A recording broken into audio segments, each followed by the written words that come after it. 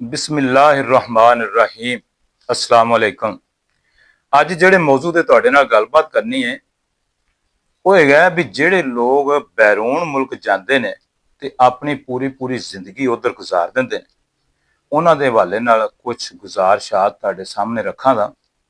ਇਹ ਜਦੋਂ ਵਾਪਸ ਆਉਂਦੇ ਨੇ ਬੈਰੂਨ ਮੁਲਕ ਤੋਂ ਆਪਣੀ ਛੁੱਟੀ ਗੁਜ਼ਾਰਨ ਵਾਸਤੇ ਤੇ ਅਕਸਰ ਜਿਹੜੇ ਲੋਕ ਹੁੰਦੇ ਨੇ ਉਹਨਾਂ ਦੀ ਸ਼ਿਕਾਇਤ ਹੁੰਦੀ ਵੀ ਯਾਰ ਉਹ ਤਾਂ ਬੜਾ ਆਕੜਿਆ ਬੰਦਾ, ਕਿਸੇ ਨੂੰ ਬੁਲਾਉਂਦਾ ਹੀ ਨਹੀਂ, ਦਾ ਚੁੱਪ ਕਰਕੇ ਲਗਾ ਫਿਰਦਾ।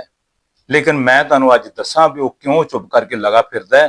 ਉਹਦੇ ਦਿਮਾਗ ਦੇ ਵਿੱਚ ਬਹੁਤ ਜ਼ਿਆਦਾ ਖਿਆਲਾਤ ਹੁੰਦੇ ਨੇ, ਬੜੀਆਂ ਵੱਡੀਆਂ ਪਰੇਸ਼ਾਨੀਆਂ ਹੁੰਦੀਆਂ ਨੇ, ਜਿੰਦੀ ਵਜ੍ਹਾ ਨਾਲ ਉਹਨੂੰ ਇਹ ਖਿਆਲ ਹੀ ਨਹੀਂ ਰਹਿੰਦਾ ਵੀ ਮੈਂ ਆਪਣੇ ਸਾਰੇ ਦੋਸਤਾਂ ਨੂੰ ਮਿਲਾਂ ਕਿਵੇਂ।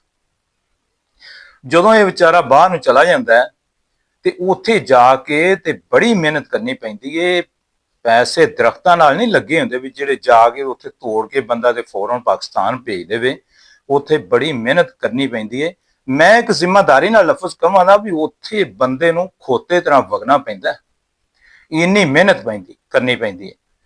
ਆਪਣਾ ਖਾਣਾ ਜਿਹੜਾ ਹੈ ਉਹ ਵੀ ਕੰਮ ਕਰਨਾ ਪੈਂਦਾ ਹੈ ਵੀ ਮੇਰੀ ਬਚਤ ਹੋ ਜਾਏ। ਜਿੱਥੇ ਉਹਨੇ 3 ਰੋਟੀਆਂ ਖਾਣੀਆਂ ਨੂੰ 2 ਖਾਂਦਾ ਹੈ, ਜਿਹੜਾ 2 ਖਾਣ ਵਾਲਾ ਉਹ 1 ਰੋਟੀ ਖਾਂਦਾ ਹੈ। ਜਿੱਥੇ ਉਹਨੂੰ ਇੱਕ ਲਹਿਦਾ ਕਮਰਾ ਚਾਹੀਦਾ ਰਹਿਸ਼ ਵਾਸਤੇ, ਉਹ ਦੋਸਤਾਂ ਦੇ ਨਾਲ ਅਟੈਚ ਹੋ ਜਾਂਦਾ ਵੀ ਚਲੋ 10 ਇੱਥੇ ਇਕੱਠੇ ਦੋਸਤ ਰਵਾਂਗੇ ਤੇ ਖਰਚਾ ਘੱਟ ਪਵੇਗਾ। ਇਸ ਤਰ੍ਹਾਂ ਪੈਸੇ ਇਕੱਠੇ ਕਰ ਕਰਕੇ ਬਚਤ ਕਰ ਕਰਕੇ ਉਹ ਪਾਕਿਸਤਾਨ ਭੇਜਦੇ ਨੇ। ਲੇਕਿਨ ਜਿਹੜੇ ਲੋਕ ਪਿੱਛੇ ਹੁੰਦੇ ਨੇ, ਉਹਦੇ ਭੈਣਾਂ ਭਾਈ ਵਾਲਦੈਨ ਜਾਂ ਉਹਦੇ ਬੱਚੇ ਜਿਹੜੇ ਨੇ ਉਹਨਾਂ ਪੈਸਿਆਂ ਦੇ ਨਾਲ ਯਾਸ਼ੀ ਕਰਦੇ ਨੇ। ਬੰਮਾ ਉਹਦੀ ਬੀਵੀ ਉਹ ਇੰਨੀ ਯਾਸ਼ੀ ਕਰਦੇ ਨੇ, ਉਹਨਾਂ ਨੂੰ ਇਹ ਨਹੀਂ ਪਤਾ ਹੁੰਦਾ ਵੀ ਇਹ ਪੈਸਾ ਬਣਦਾ ਕਿਵੇਂ। ਅਗਰ ਕਿਸੇ ਉਹਦੇ ਬੱਚੇ ਨੂੰ ਪੁੱਛ ਲਵੋ ਵੀ ਤੁਸੀਂ ਅੱਜ ਕੱਲ ਕੀ ਕਰ ਰਹੇ ਜੇ, ਤੇ ਉਹਨੇ ਇਹ ਨਹੀਂ ਦੱਸਣਾ ਮੈਂ ਕੀ ਕਰ ਰਿਹਾ। ਉਹਨੇ ਐਡੀ ਲੰਮੀ ਪਿਚਕਾਰੀ ਜਿਹੜੀ ਪਾਣ ਦੀ ਸੱਟਣੀ ਤੇ ਕਹਿੰਦੇ ਅੱਬੂ ਬਾਹਰ ਹੁੰਦੇ ਨੇ। ਅਗਰ ਕਿਸੇ ਭਾਈ ਨੂੰ ਪੁੱਛ ਲਵੋ ਵੀ ਤੁਸੀਂ ਅੱਜ ਕੱਲ ਕੀ ਕੰਮ ਕਰ ਰਹੇ ਜੇ, ਉਹਨੇ ਕਹਿਣਾ ਭਾਈਜਾਨ ਬਾਹਰ ਹੁੰਦੇ ਨੇ, ਯੂਰਪ ਹੁੰਦੇ ਨੇ। ਇਹਦਾ ਮਤਲਬ ਇਹ ਆ ਵੀ ਮੈਂ ਕੁਛ ਨਹੀਂ ਕਰਦਾ, ਜਿਹੜੇ ਉਧਰੋਂ ਪੈਸੇ ਆਉਂਦੇ ਨੇ ਮੈਂ ਉਹ ਹੀ ਖਰਚ ਕਰਨਾ। ਲਿਹਾਜ਼ਾ ਇਹਨਾਂ ਨਾਲ ਇੰਨੀ ਨਾਰਾਜ਼ਗੀ ਨਹੀਂ ਕਰਨੀ ਚਾਹੀਦੀ। ਇਹ ਤਾਂ ਵਿਚਾਰੇ ਇੰਨੇ ਪਰੇਸ਼ਾਨ ਹੁੰਦੇ ਨੇ ਵੀ ਉਧਰ ਬੈਠਿਆਂ ਅਚਾਨਕ ਇਹਨਾਂ ਨੂੰ ਫੋਨ ਆ ਜਾਂਦਾ ਵੀ ਤੇਰਾ ਫਲਾਂ ਦੋਸਤ ਫੌਤ ਹੋ ਗਿਆ। ਇਹ ਪਰੇਸ਼ਾਨ ਹੋ ਜਾਂਦਾ। ਫਿਰ ਕਦੀ ਦੂਸਰੇ ਦੋਸਤ ਦਾ ਫੋਨ ਚਲਾ ਜਾਂਦਾ, ਕਦੀ ਤੀਸਰੇ ਦੋਸਤ ਦਾ ਫੋਨ ਚਲਾ ਗਿਆ, ਕਦੀ ਪਤਾ ਲੱਗਾ ਵੀ ਤੇਰਾ ਮਾਮਾ ਫੌਤ ਹੋ ਗਿਆ, ਕਦੀ ਪਤਾ ਲੱਗਾ ਤੇਰਾ ਚਾਚਾ ਵੀ ਫੌਤ ਹੋ ਗਿਆ, ਕਦੀ ਪਤਾ ਲੱਗਾ ਉਹ ਤੇਰੀ ਮਾਂ ਫੌਤ ਹੋ ਗਈ ਹੈ, ਤੇਰਾ ਪਿਓ ਫੌਤ ਹੋ ਗਿਆ। ਇਹ ਵਿਚਾਰਾ ਉੱਥੇ ਬੈਠਾ ਹੈ, ਆ ਨਹੀਂ ਸਕਦਾ। ਇਸ ਵਾਸਤੇ ਨਹੀਂ ਸਕਦਾ ਵੀ ਅਚਾਨਕ ਇਹਨੇ ਕਾਗਜ਼ਾਤ ਜਿਹੜੇ ਨੇ ਉਹ ਮੁਕੰਮਲ ਨਹੀਂ ਹੋ ਸਕਦੇ, ਹੋ ਸਕਦਾ ਟਿਕਟ ਦੇ ਪੈਸੇ ਵੀ ਕੋਲ ਮੌਜੂਦ ਨਾ ਹੋਣ।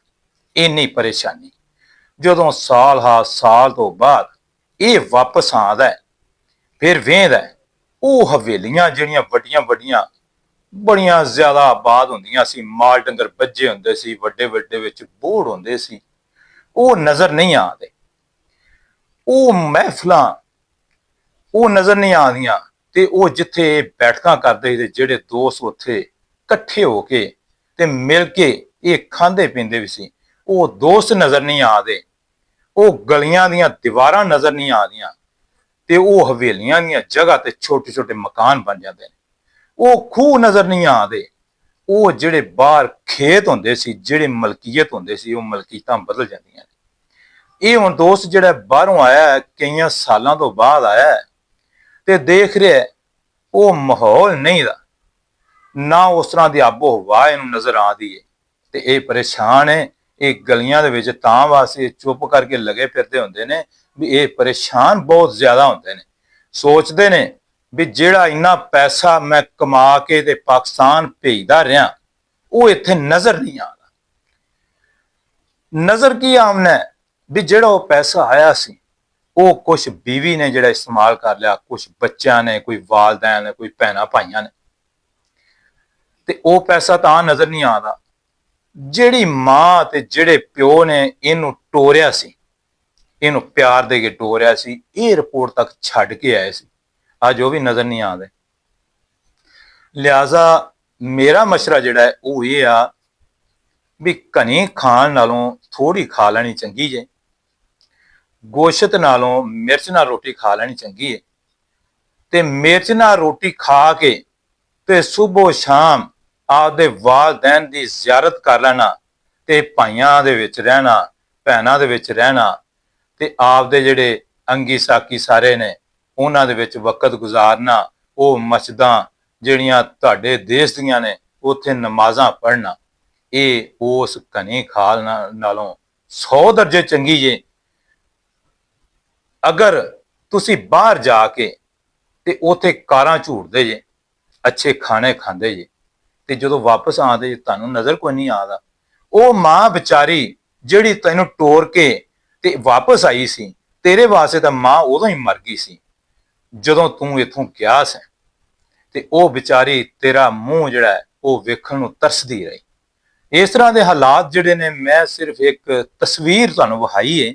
ਇਸ ਤਰ੍ਹਾਂ ਦੀਆਂ ਬੜੀਆਂ ਗੱਲਾਂ ਤੇ ਬੜੇ ਕਿੱਸੇ ਮੌਜੂਦ ਨੇ ਜਿਹੜੇ ਇੱਥੇ ਬਿਆਨ ਨਹੀਂ ਹੋ ਸਕਦੇ, ਵਕਤ ਦੀ ਕਿੱਲਤ ਹੈ। ਅਗਰ ਤੁਸੀਂ ਮੇਰੀ ਇਸ ਗੱਲ ਦੇ ਨਾਲ ਇਤਫਾਕ ਕਰਦੇ ਜੇ, ਤੁਹਾਨੂੰ ਗੱਲ ਮੇਰੀ ਅੱਛੀ ਲੱਗੀ ਤੇ ਅੱਗੇ ਲਾਜ਼ਮੀ ਸ਼ੇਅਰ ਕਰ ਦੇਣਾ, ਚੈਨਲ ਨੂੰ ਸਬਸਕ੍ਰਾਈਬ ਕਰਨਾ ਤੇ ਲਾਈਕ ਕਰਕੇ ਤੇ ਅੱਛਾ ਜਿਹਾ ਕਮੈਂਟ ਲਾਜ਼ਮੀ ਕਰ ਦੇਣਾ। ਤੇ ਮੈਨੂੰ ਇਜਾਜ਼ਤ ਦਿਓ, ਮਿਲਾਂਗੇ ਇੱਕ ਅੱਛੀ ਜੀ ਵੀਡੀਓ ਨਾਲ ਦੁਬਾਰਾ। अस्सलाम वालेकुम वरहमतुल्लाहि वबरकातुहू।